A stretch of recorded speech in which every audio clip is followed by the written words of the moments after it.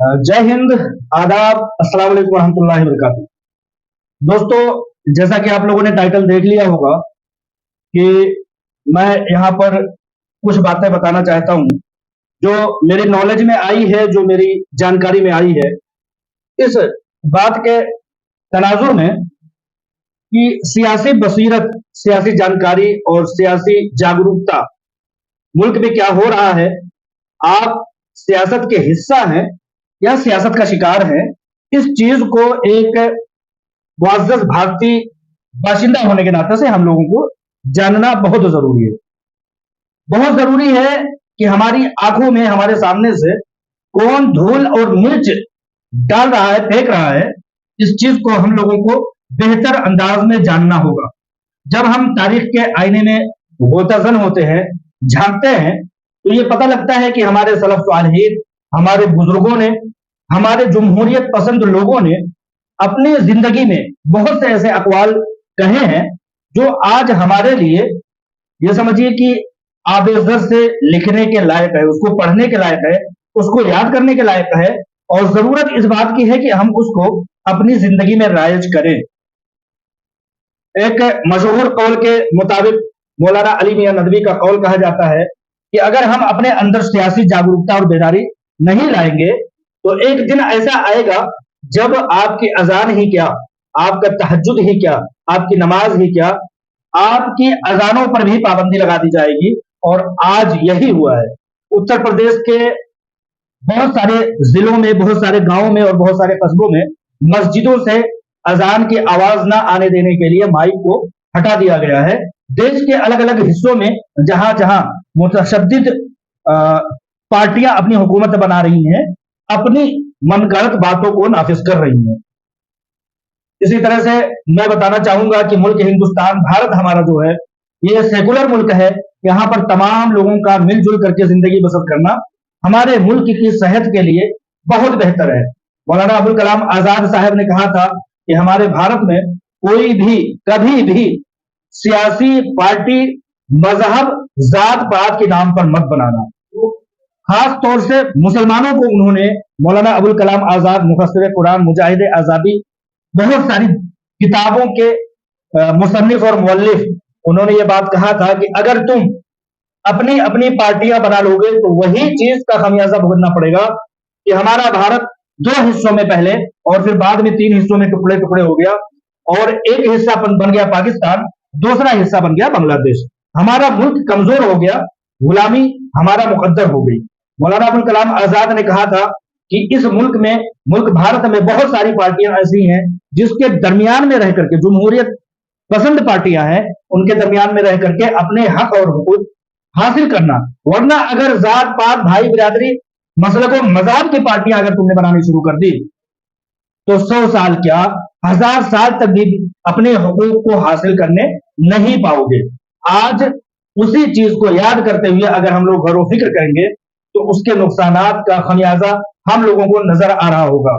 जिस मकसद से मैंने इस वीडियो को बनाने का सोचा है, वो मकसद मेरा ये है कि हमारे मुल्क में मजहब की बहुत सारी पार्टियां हैं जिनको उनकी औकात याद दिलाना बहुत जरूरी है। खास तौर से चूंकि मैं मुस्लिम कम्युनिटी का हूं, मुस्लिमों के दरमियान में उठना बैठना है, इसलिए मैं मुसलमानों को यह पैगाम देना चाहता हूं कि हमारे मुल्क में एक ऐसी पार्टी है जिसका ऑल इंडिया मजलिस इत्तेहादुल मुस्लिमीन के नाम से, मजहब के नाम से पार्टी बनाई गई है, जिसका नुकसान मैंने बारहा बताया है, जिसके नुकसान का खमियाजा मैंने मोब लिंचिंग और तमाम तरह की नफरती भाषण और तमाम तरह के नफरत और जहर फैलाने की कोशिश मैंने आप लोगों को पहले भी बताया है, आइंदा भी बताऊंगा।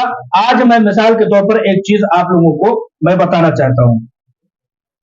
गुजरात के भुज और कच्छ जिला से मेरे एक दोस्त ने बताया कि पिछले दिनों जो विधानसभा इलेक्शन गुजरात में हुए, उसमें ऑल इंडिया मजलिस इत्तेहादुल मुस्लिमीन के सर्वा असदुद्दीन ओवैसी बैरिस्टर वो गुजरात में इलेक्शन लड़ने जाते हैं, जबकि मुल्क का आज 75% आबादी ये समझ चुका है कि ऑल इंडिया मजलिस इत्तेहादुल मुस्लिमीन और असदुद्दीन ओवैसी ये भारतीय जनता पार्टी के और शिद्दत पसंद लोगों के भी टीम के तौर पर, उनकी मददगार के तौर पर काम कर रहे हैं। लेकिन जो लोग नहीं समझ पाए हैं ये समझना चाहते हैं, उनको इस नुकसानात की बारीकी का मैं बारहा इल्म दिलाता रहूंगा, आप लोगों को बताता रहूंगा।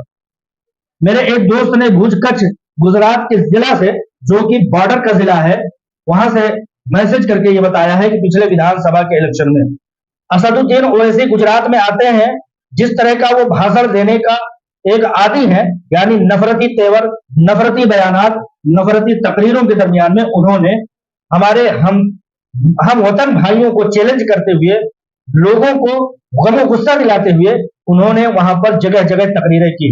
उसका खमियाजा आज ये भुगतना पड़ रहा है कि जिन लोगों ने इनका साथ दिया था, उन लोगों को आज वहां पर मारा कुचला दबाया जा रहा है। नतीजे के तौर पर गुजरात के भुज कच्छ जिले में 9 ऐसे मदरसों को नेस्तनाबूद कर दिया गया है, जहां पर की तालीम और ताल्लुम का काम हुआ करता था। आज हालत यह है कि वहां के लोग दबे कुचले तो पहले ही से थे, मखलूकुल हाल पहले से ही थे।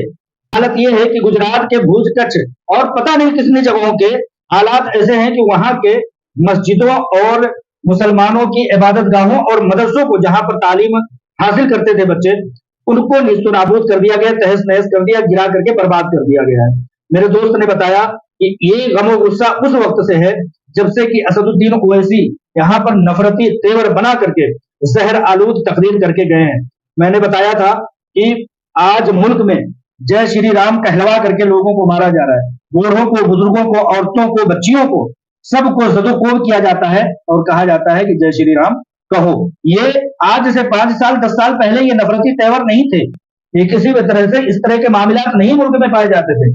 लेकिन इन नफरती बातें करने वालों के, नफरती सियासत करने वालों के, मजहब की सियासत करने वालों के ये आदत हो चुके हैं कि वो जाते हैं और तकरीरें करके चले आते हैं। मेरा वो दोस्त बताता है कि वो दिन है कि वो तकरीर करके गए हैं, आज तक लौट करके नहीं आए, लेकिन वहां की मस्जिदें, वहां के मदरसे गिराए जा रहे हैं, वहां के लोग मारे जा रहे हैं। उनका कसूर क्या है कि उन लोगों ने असदुद्दीन ओवैसी के झंडे, एमआईएम के झंडे अपने घरों पर लगाए थे। उन लोगों ने वोट एमआईएम के लोगों को दिए थे, एमआईएम की पार्टी को दिए थे। आज उनका गुनाह ये हो गया है। लिहाजा मौलाना अबुल कलाम आजाद का वो कौल मुझे बार बार याद आता है कि मौलाना अबुल कलाम आजाद ने तो सिर्फ इशारा दिया था कि तुम पनप नहीं पाओगे, तुम 100 साल क्या 1000 साल तक तुम अपने हकूक हासिल नहीं कर पाओगे।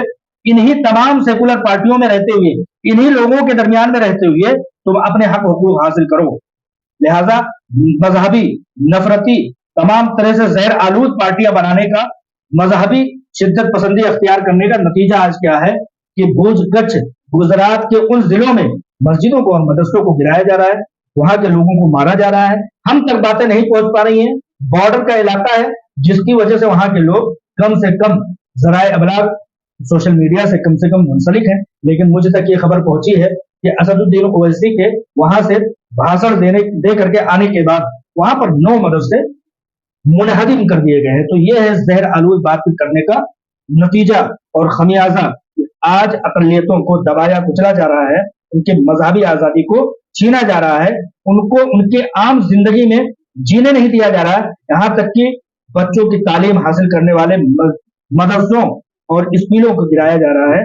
9 की तादाद में इसलिए गिरा दिया गया क्योंकि असदुद्दीन ओवैसी को लोगों ने सपोर्ट किया था।